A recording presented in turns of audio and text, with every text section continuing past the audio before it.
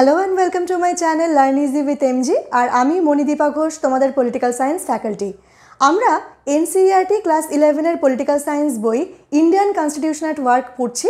আর আমরা শুরু করেছি তার প্রথম chapter constitution why and how. এর আগের ক্লাসগুলোতে আমরা অথরিটিজ অফ কনস্টিটিউশন পড়ছিলাম, যে কনস্টিটিউশন কোথা থেকে তার অথরিটি ড্র করে। সেখানে আমরা প্রথম যে পয়েন্ট সেটা পড়েছিলাম যে মোড অফ প্রমালগেশন, অর্থাৎ একটা কনস্টিটিউশন কী করে তৈরি হচ্ছে, কী করে সে নিজেকে প্রমালগেট করছে তার উপর নির্ভর করে একটা কনস্টিটিউশন কতখানি মান্যতা পাবে বা কনস্টিটিউশনের কীরকম অথরিটি থাকবে। আজ আমরা পড়ব তার second point, substantive provisions of a constitution. Substantive provision of a constitution কী করে কনস্টিটিউশনের অথরিটিকে ডিটারমিন করে সেটা বুঝতে গেলে আমাদের আগে জানতে হবে যে সাবস্ট্যান্টিভ প্রভিশনস বলতে অ্যাকচুয়ালি আমরা কী বুঝি।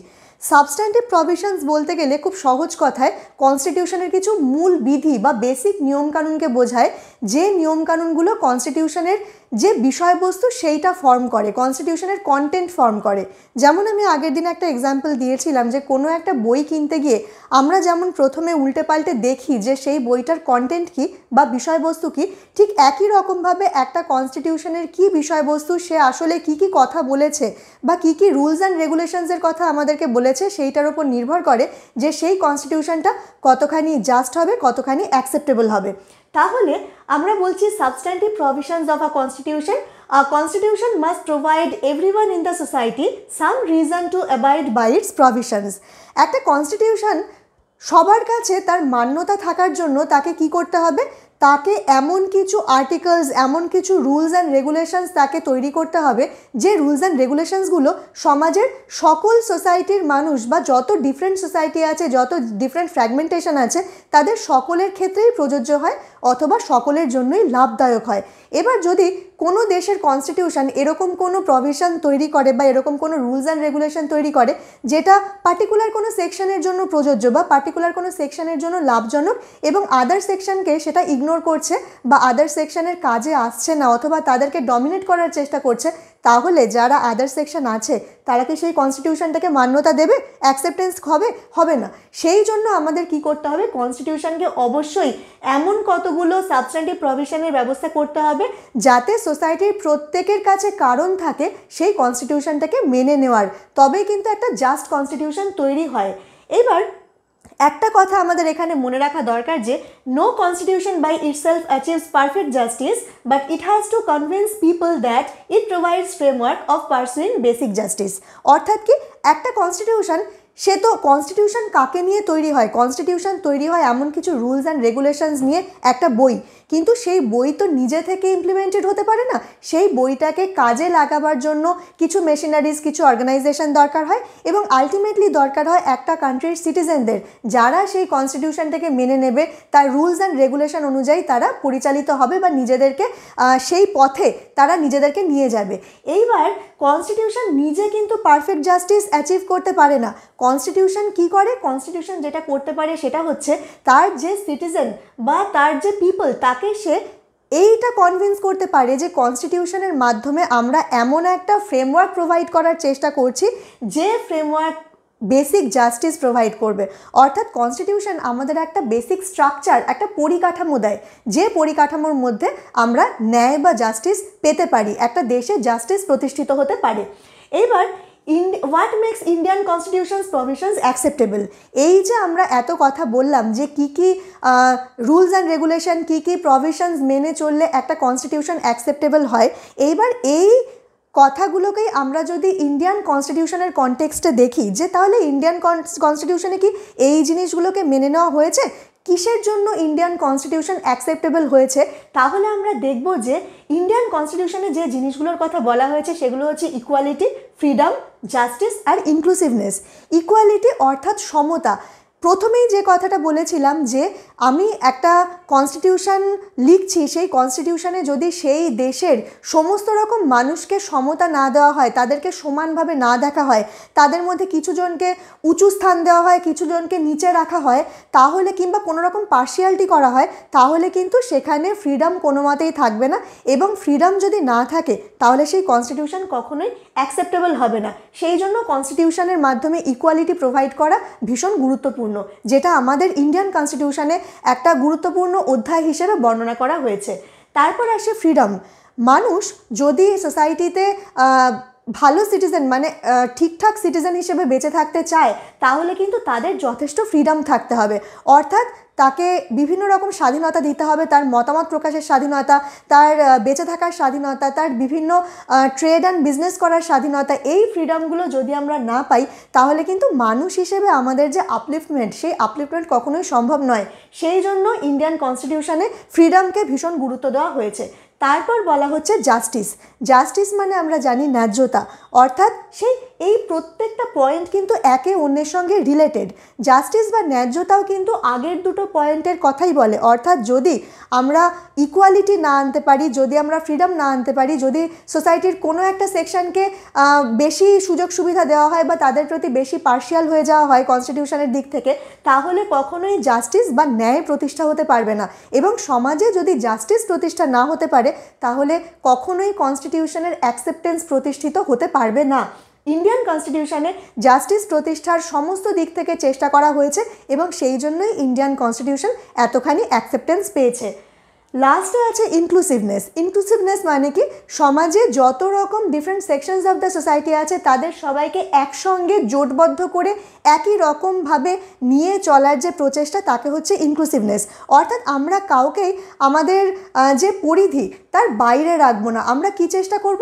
আমরা চেষ্টা করব আমরা প্রত্যেকে ভারতীয় এই আইডেন্টিটিটাকে ক্রিয়েট করার, অর্থাৎ এই ইন্ডিয়ান আইডেন্টিটি, তার মধ্যে প্রত্যেকটা সেকশনস অফ দ্য সোসাইটিকে ইনক্লুড করার, যাতে কেউ না মনে করে যে আমি তো আমার যে সুযোগ সুবিধা সেটা পাচ্ছি না, অথবা আমাকে দলছুট করে রাখা হচ্ছে। এইখানে ইনক্লুসিভনেস খুব গুরুত্বপূর্ণ একটা ভূমিকা পালন করে। এরপরে আসে ব্যালেন্সড ইনস্টিটিউশনাল ডিজাইন।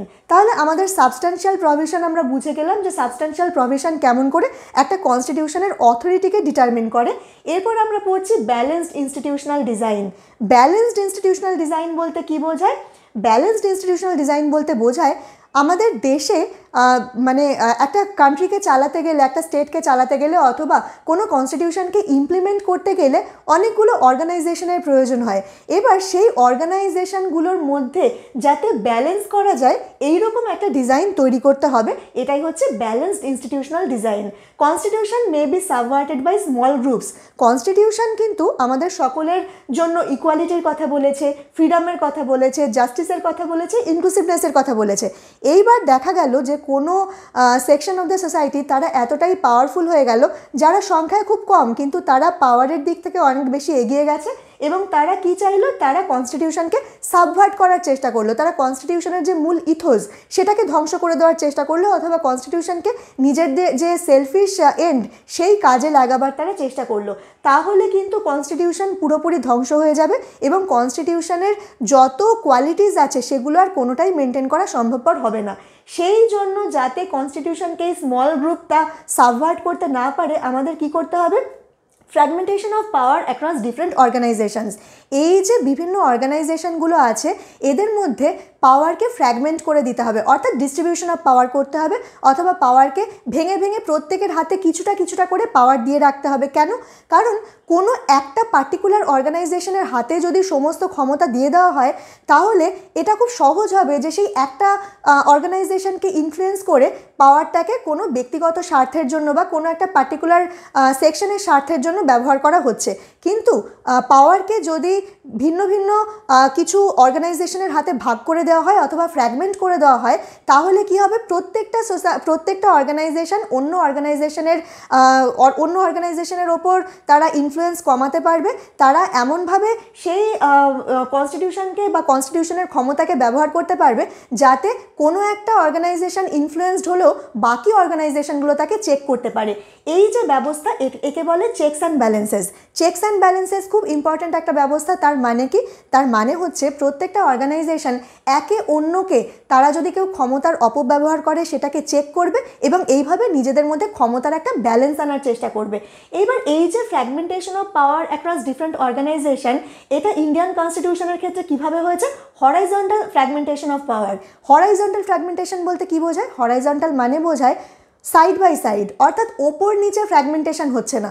ওপর নিচে ফ্র্যাগমেন্টেশন মানে কি, কোনো একটা অর্গানাইজেশনকে আমি ওপরে স্থান দিচ্ছি, কোনো একটা অর্গানাইজেশনকে নিচে স্থান দিচ্ছি, অর্থাৎ ওপরে যে অর্গানাইজেশনটা আছে তার ক্ষমতা বেশি, সে নিচে থাকা অর্গানাইজেশনকে ডমিনেট করতে পারবে। কিন্তু হরাইজন্টাল ফ্র্যাগমেন্টেশন মানে হচ্ছে আমরা কতগুলো অর্গানাইজেশনের মধ্যে পাওয়ার ডিভাইড করে দিয়েছি, ডিস্ট্রিবিউট করে দিয়েছি, কিন্তু এই প্রত্যেকটা অর্গানাইজেশন সেম লেভেলে আছে, অর্থাৎ এরা কেউ কারুর ওপর ডমিনেট করতে পারবে না, কেউ কারুর কাজে হস্তক্ষেপ করতে পারবে না, কিন্তু এরা চেক এবং ব্যালেন্স করতে পারবে। অর্থাৎ এরা দেখতে পারবে যে কোনো অর্গানাইজেশন যদি নিজের এখতিয়ারের বা ক্ষমতার গণ্ডি পেরিয়ে যায় বা এমন কোনো কাজ করে যেটা তার ক্ষমতায় নেই, সেটা নাগরিকদের জন্য অসুবিধাজনক অথবা ক্ষতিকর হবে, তাহলে সেই অর্গানাইজেশন অন্য অর্গানাইজেশনকে ব্যালেন্স করতে পারে চেক করার মাধ্যমে। আমাদের কোন কোন অর্গানাইজেশনের মধ্যে ক্ষমতা ভাগ করে দেওয়া হয়েছে? লেজিসলেচার, এক্সিকিউটিভ, জুডিশিয়ারি আর ইলেকশন কমিশন। ইলেকশন কমিশন অথবা আমরা বলতে পারি যে কতগুলো ইন্ডিপেন্ডেন্ট অর্গানাইজেশন আছে যেগুলোর মধ্যে এই ক্ষমতা ভাগ করে দেওয়া হয়েছে, এইটা আমরা বুঝবো। আগে আমরা বুঝি লেজিসলেচার। এই যে লেজিসলেচার বলতে আমরা কি বুঝি? আমরা বুঝি যারা আইন প্রণয়ন করেন, অর্থাৎ আইন বিভাগকে বলা হয় লেজিসলেচার। এই লেজিসলেচার কাদের নিয়ে তৈরি হয়? আমরা যে রিপ্রেজেন্টেটিভদের আমরা নির্বাচন করে ইউনিভার্সাল অ্যাডাল্ট ফ্র্যাঞ্চাইজের মাধ্যমে যে রিপ্রেজেন্টেটিভদের আমরা নির্বাচন করে পার্লামেন্টে পাঠাই আমাদের প্রতিনিধি হিসেবে, তারাই কিন্তু লেজিসলেচার তৈরি করে এবং তারা আইন কানুন প্রণয়ন করে। এবার যদি দেখা যায় যে তারা সকলে একজোট হয়ে তারা পার্লামেন্টে গিয়ে এমন কোনো আইন প্রণয়ন করছে যেটা শুধুমাত্র তাদের ব্যক্তিগত স্বার্থ চরিতার্থ করছে, যেটা দেশের মানুষের কোনো উন্নতির দিকে যাবে না, তখন আমরা কি করতে পারি? এই যে বাকি অর্গানাইজেশনগুলো তারা কিন্তু এই লেজিসলেচারকে চেক করতে পারবে। তারপরে আসে এক্সিকিউটিভ বলতে আমরা প্রশাসনকে বোঝাই, যেমন আমাদের প্রধানমন্ত্রী বা প্রাইম মিনিস্টার আছেন, অন্যান্য মিনিস্টাররা আছেন, এরা তৈরি করেন এক্সিকিউটিভ যদি দেখা যায় যে কনস্টিটিউশনকে ইমপ্লিমেন্ট করতে গিয়ে এমন কোনো কাজ করছেন যে কাজটা তাদের ব্যক্তিগত স্বার্থ চরিতার্থ করার জন্য হচ্ছে, তখন এই যে বাকি অর্গানাইজেশনগুলো তারাই এক্সিকিউটিভকে চেক করবে এবং ক্ষমতার ব্যালেন্স করবে। তারপর আসে জুডিশিয়ারি হচ্ছে বিচার বিভাগের ক্ষমতা কিন্তু এখানে ভীষণ রকম গুরুত্বপূর্ণ, কারণ লেজিসলেচার আর এক্সিকিউটিভ এরা দুজনেই কিন্তু মানুষের ভোট পেয়ে বা আমাদের যে ভোটিং প্রসেস আছে তার মাধ্যমে তারা নির্বাচিত হয়, সেটা লেজিসলেচারই হোক অথবা সেটা এক্সিকিউটিভই হোক। এবার এরা দুজন যেহেতু পিপলস কনসেন্ট নিয়ে ক্ষমতায় আসে, এরা মনে করে যে আমরা ক্ষমতায় এসে গেছি মানে আমরা যা খুশি তাই করতে পারি, এরকম একটা ক্ষমতার অপব্যবহার করার টেন্ডেন্সি এদের মধ্যে চলে আসতে পারে। সেই ক্ষেত্রে জুডিশিয়ারি কী করে? জুডিশিয়ারিকে কিন্তু আমরা সিটিজেন্স কনসেন্ট নিয়ে জুডিশিয়ারি তৈরি হয় না, সেই জন্য জুডিশিয়ারি এই এক্সিকিউটিভ এবং লেজিসলেচারকে চেক করতে পারে। আর লাস্টে আসে ইলেকশন কমিশন অথবা এখানে আমি আরও একটা অর্গানাইজেশনের উল্লেখ করব ইন্ডিপেন্ডেন্ট অর্গানাইজেশন হিসেবে, যেটা হচ্ছে সিএজি বা controller and auditor general of India. এদের কাজ কি? এরা কিন্তু লেজিসলেচার, এক্সিকিউটিভ এবং জুডিশিয়ারির থেকে সম্পূর্ণ রকম আলাদা। এই যে ইন্ডিপেন্ডেন্ট অর্গানাইজেশনগুলো আছে, যেমন ইলেকশন কমিশন, যেমন সিএজি, এদের কাজ কি? এদের কাজ হচ্ছে এই যে আমরা তিনটে ভাগ পড়েছি আমাদের গভর্নমেন্টে, লেজিসলেচার, এক্সিকিউটিভ আর জুডিশিয়ারি, এরা যদি কোনোভাবে কনস্টিটিউশনের যে বেসিক ইথোস বা কনস্টিটিউশনের যে ইকুয়ালিটি, ফ্রিডম, জাস্টিস, ইনক্লুসিভনেসের কথা বলা হয়েছে, এরা তিনজন যদি কোনোভাবে সেটাকে খর্ব করার চেষ্টা করে বা সেটাকে অমান্য করার চেষ্টা করে, তাহলে কিন্তু এরা সেখানে স্টেপ নেয়। কিভাবে স্টেপ নেয়? ইলেকশন কমিশনের মেন কাজ কি? ইলেকশন কমিশনের মেন কাজ হচ্ছে একটা দেশে কিভাবে ইলেকশন কন্ডাক্ট হবে সেইটা দেখা। এবার যে কোনো ডেমোক্রেসিতে ইলেকশন কিন্তু একটা বিরাট ব্যাপার। কেন বিরাট ব্যাপার? কারণ ইলেকশন যদি প্রপার না হয়, লেজিসলেচার ঠিকমতো গঠিত হবে না, লেজিসলেচার ঠিকমতো গঠিত না হলে এক্সিকিউটিভ ঠিকমতো গঠিত হবে না। সেই জন্য ইলেকশন কমিশন সবসময় চেষ্টা করে আমাদের দেশে যাতে ফ্রি অ্যান্ড ফেয়ার ইলেকশন হতে পারে, যাতে কোনো একটা পার্টি মানুষকে ভয় দেখিয়ে বা মানুষকে লোভ দেখিয়ে তারা ভোট আদায় করতে না পারে। এইটা ইলেকশন কমিশনের খুব গুরুত্বপূর্ণ কাজ। যেমন সিএজি কি দেখে? এই যে আমাদের দেশে এত কোটি কোটি টাকা ট্যাক্স থেকে হোক, অন্যান্য সোর্স থেকে হোক আয় হয়, সেই টাকার হিসেব নিকেশের দিকে নজর রাখে সিএজি, যে সেটা যাতে কোনো পার্সোনাল খাতে সেটার ব্যবহার না হয় বা কেউ যাতে সেটাকে মিসইউজ করতে না পারে। এই যে ফান্ড ম্যানেজমেন্ট, সেই কাজটা সিএজি সিএজি করে থাকে। তাহলে ইলেকশন কমিশন বা সিএজির মতো ইন্ডিপেন্ডেন্ট অর্গানাইজেশনগুলো এরাও যে কী কাজটা করে, চেকস অ্যান্ড ব্যালেন্সের কাজ করে। এইবার আমরা যে এইটা পড়লাম কীভাবে fragmentation of power across different organizations হয়, এটাই হচ্ছে ইন্টেলিজেন্ট ডিজাইন। একটা কনস্টিটিউশনকে তার অথরিটি ঠিকমতো বজায় রাখতে গেলে যে অর্গানাইজেশনগুলো দেশের মধ্যে আছে ক্ষমতাশালী, সেই অর্গানাইজেশনগুলোর ইন্টেলিজেন্ট ডিজাইনিংটা ভীষণ রকম প্রয়োজনীয়। এইবার আমরা পড়ব balance between authoritative rigidity and flexibility. এই যে আমরা এত কথা পড়লাম যে একটা কনস্টিটিউশনে কিভাবে হরাইজন্টাল ফ্র্যাগমেন্টেশন অফ পাওয়ার দরকার হয়, কিভাবে এই যে অর্গানাইজেশনগুলো লেজিসলেচার, এক্সিকিউটিভ, জুডিশিয়ারি এরা কাজ করে, এর মাধ্যমে আমরা যে জিনিসটা ক্রিয়েট করতে চাই সেটা হচ্ছে কনস্টিটিউশনের অথরিটেটিভ রিজিডিটি আর ফ্লেক্সিবিলিটি এর মধ্যে একটা ব্যালেন্স ক্রিয়েট করতে চাই। কিভাবে ব্যালেন্স ক্রিয়েট করতে চাই? কনস্টিটিউশন যদি ফ্লেক্সিবল না হয়, অর্থাৎ ধরো 70 বছর আগে দেশ স্বাধীন হয়েছে, সেই সময় কনস্টিটিউশন তৈরি হয়েছিল। এইবার 70 বছর আগে আমাদের সমাজ ব্যবস্থা বা আমাদের টেকনোলজি, আমাদের প্রযুক্তি, আমাদের চিন্তাভাবনা যেরকম ছিল, নিশ্চয়ই তা এখন বর্তমানে অনেক বেশি পরিবর্তন হয়ে গেছে। এইবার এই পরিবর্তনের সঙ্গে যদি কনস্টিটিউশন নিজেকে তালমেল ঘটাতে না পারে, নিজের মেলবন্ধন করতে না পারে, যদি এই পরিবর্তনের সঙ্গে নিজেকেও পরিবর্তন করতে না পারে, তাহলে সেই কনস্টিটিউশন কী হবে? অবসলিট হয়ে যাবে। যেমন আমরা জানি ডাইনোসররা, তারা যেহেতু বিবর্তনের সঙ্গে মানিয়ে নিতে পারেনি, তারা উধাও হয়ে গেছে। একই রকমভাবে কনস্টিটিউশনের ক্ষেত্রেও কিন্তু সেটা ঠিক, যে কনস্টিটিউশন ফ্লেক্সিবল হবে, যে পরিবর্তনশীল সমাজের সঙ্গে মানিয়ে নিতে পারবে, সেই কনস্টিটিউশনই কিন্তু টিকে থাকবে। কিন্তু এখানে একটা কিন্তু আছে। কি কিন্তু? কনস্টিটিউশন যদি খুব বেশি ফ্লেক্সিবল হয়ে যায়, তাহলে যে প্রত্যেকটা গভর্নমেন্টই 5 বছর পর পর যখন ক্ষমতায় আসবে, তারা চেষ্টা করবে কি নিজেদের স্বার্থে কনস্টিটিউশনকে বারবার চেঞ্জ করার। এই বারবার চেঞ্জ করার ফলে কনস্টিটিউশনের অথরিটি নিয়ে প্রশ্ন উঠবে এবং কনস্টিটিউশনের যে বেসিক কোর ভ্যালুজ সেইগুলো চেঞ্জ হয়ে যাবে। আমাদের এমন একটা ব্যবস্থা করতে হবে যাতে অথরিটেটিভ রিজিডিটি এবং ফ্লেক্সিবিলিটির মধ্যে একটা ব্যালেন্স থাকে। অথরিটেটিভ রিজিডিটি মানে হচ্ছে কনস্টিটিউশন যে বেসিক কোর ভ্যালুজ বা যে বেসিক মূল চিন্তাভাবনা নিয়ে গঠিত হয়েছে, সেই চিন্তাভাবনাটার পৌঁছানোর পদ্ধতির পরিবর্তন হতে পারে, কিন্তু আমাদের উদ্দেশ্যের কিন্তু পরিবর্তন হবে না। অর্থাৎ একটা কনস্টিটিউশন যে উদ্দেশ্য নিয়ে, যে রাস্তায় চলার জন্য তৈরি করা হয়েছিল, সেই উদ্দেশ্যটা যেন কোনোভাবেই ব্যাহত না হয়। এটাই হচ্ছে অথরিটেটিভ রিজিডিটি আর ফ্লেক্সিবিলিটির মধ্যে balance. Constitution must be able to adapt two changing needs and circumstances, এটাই আমরা দেখলাম। এইবার কি করে এটা হবে? এটা হবে preserve core values and adapt two changes. এই কোর ভ্যালু তাকে প্রিজার্ভ করতে হবে এবং একই সাথে চেঞ্জের সঙ্গে তাকে মানিয়ে চলতে হবে। তারপরে কি বলছে? Constitution is a living document. এটা কোথায় বলা আছে? Chapter 9 of Indian constitution.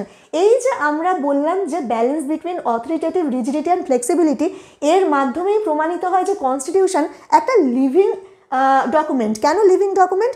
কারণ যে মারা গেছে সে কিন্তু সমাজের কোনো কিছুর প্রতি তার কোনো রিয়াকশান নেই, তার কোনো রিফ্লেকশান নেই, সে কোনো রিয়্যাক্ট করে না। কিন্তু কনস্টিটিউশন লিভিং ডকুমেন্ট, কারণ সোসাইটি পরিবর্তনের সঙ্গে সঙ্গে কনস্টিটিউশন কিন্তু রিয়্যাক্ট করে, নিজেকে চেঞ্জ করে, অথবা সে সেই মতো পথ চলার চেষ্টা করে। সেই জন্য চ্যাপ্টার 9 অফ দ্য ইন্ডিয়ান কনস্টিটিউশনে বলা হয়েছে constitution is a living document. তাহলে টু সাম আপ আমরা কি বলতে পারি? The authority of the constitution depends on credibility of the constitution makers, আর হচ্ছে it reflects the people's hopes and aspirations, আর whether it has balanced institutional design so that no single institution gets monopoly। তাহলে আমরা আগের class এবং এই class মিলিয়ে যে 3টে পয়েন্ট পড়লাম, সেটা হচ্ছে একটা কনস্টিটিউশন কোথা থেকে নিজের অথরিটি পায়, একটা হচ্ছে যারা কনস্টিটিউশন মেকার তাদের ক্রেডিবিলিটি, অর্থাৎ সেটা আমরা পড়েছিলাম কিভাবে কনস্টিটিউশন প্রমালগেটেড হয়েছে, সেই আমরা যে পয়েন্টটা তাতে পড়েছিলাম। তারপরে আমরা আজকে পড়লাম substantive provisions of the constitution, অর্থাৎ কনস্টিটিউশনে পিপলস হোপস অ্যান্ড অ্যাসপিরেশনস ঠিকমতো রিফ্লেক্টেড হচ্ছে কিনা, আর lastly whether it has balanced institutional design। এই যে ব্যালেন্সড ইনস্টিটিউশনাল ডিজাইন, সেটা কি ডিসাইড করে? যাতে কোনো একটা ইনস্টিটিউশন বা অর্গানাইজেশন তারা যাতে মনোপলি অর্জন করতে না পারে, বা তারা যাতে অন্যান্য অর্গানাইজেশনকে এবং ফাইনালি মানুষকে বা সিটিজেনদের তারা যাতে ডমিনেট করতে না পারে। এটাই হলো আজকের আমরা দুটো পয়েন্ট পড়েছি, substantive provisions of a constitution and balanced institutional design. তাহলে আমরা দেখে নিলাম 3টে পয়েন্টের মাধ্যমে যে কেমন করে একটা কনস্টিটিউশন অ্যাকসেপ্টেবল হয়, কোথা থেকে একটা কনস্টিটিউশন তার অথরিটি ড্র করে। আজকের ক্লাসের শেষে একই রকমভাবে আমরা একটা বোনাস টিপ দেবো, যেটা হচ্ছে more than 2000 amendments in the first draft of the Indian Constitution was made. তাহলে এই যে 2000 অ্যামেন্ডমেন্ট করা হয়েছিল, এই 2000 অ্যামেন্ডমেন্টটা কিসের জন্য করা হয়েছিল? এই কনস্টিটিউশন এটা যাতে আরও বেশি পিপলস হোপ অ্যান্ড অ্যাসপিরেশনকে রিফ্লেক্ট করতে পারে, যাতে আরও বেশি সময়োপযোগী হয়, যাতে ফ্লেক্সিবল হয় এবং যাতে মানুষের আশা আকাঙ্ক্ষা, মানুষের অভাব অভিযোগ এবং সকলকে নিয়ে চলার যে ইনক্লুসিভনেস সেটা যাতে রিফ্লেক্ট করতে পারে। সেই জন্য কনস্টিটিউশন যখন প্রথম তৈরি হচ্ছিল, প্রথম ড্রাফটে কিন্তু 2000 অ্যামেন্ডমেন্ট হয়েছিল। 2000 অ্যামেন্ডমেন্ট মানে কিন্তু কম নয়, অর্থাৎ কনস্টিটিউশন মেকাররা কত রকমভাবে কত দিক থেকে চিন্তাভাবনা করে একটা কনস্টিটিউশন বানিয়েছিলেন। It also replace the government of India act 1935 and led to the creation of a republic from a dominion. প্রথমে ইন্ডিয়া কী ছিল? ইন্ডিয়া একটা ডমিনিয়ন স্টেট ছিল ব্রিটিশদের। সেই ডমিনিয়ন স্টেটটা কখন উঠে গেল? যখন আমরা কনস্টিটিউশন তৈরি করলাম এবং এই গভর্নমেন্ট অফ ইন্ডিয়া অ্যাক্ট 1935 এটাকে আমরা রিপ্লেস করলাম আমাদের নিজেদের কনস্টিটিউশন দিয়ে। তখন ইন্ডিয়া কিসে পরিণত হলো? একটা রিপাবলিক কান্ট্রিতে পরিণত হয়েছিল। তাহলে আজকের মতো আমাদের ক্লাস এইটুকুই। পরের ক্লাসে আমরা আবার নতুন কোনো টপিক নিয়ে ফিরে আসবো। টাটা।